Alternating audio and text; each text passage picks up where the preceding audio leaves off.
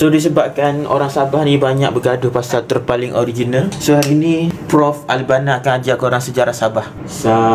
So Sabah ni asal dari mana guys? Dia asal daripada Afrika guys.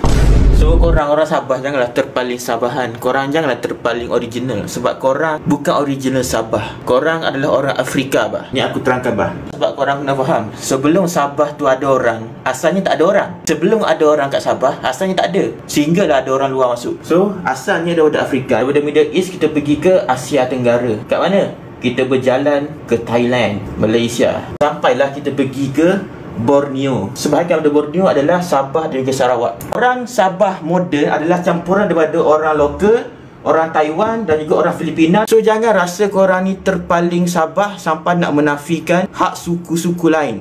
Namun dia berlaku disebabkan oleh isolation ataupun perpisahan secara geografi. Waktu terbentuknya kaum, asalnya kita sama, tapi disebabkan kita terpisah, isolated, berlakunya perubahan sikit demi sikit sampailah terbentuknya suku-suku berbeza.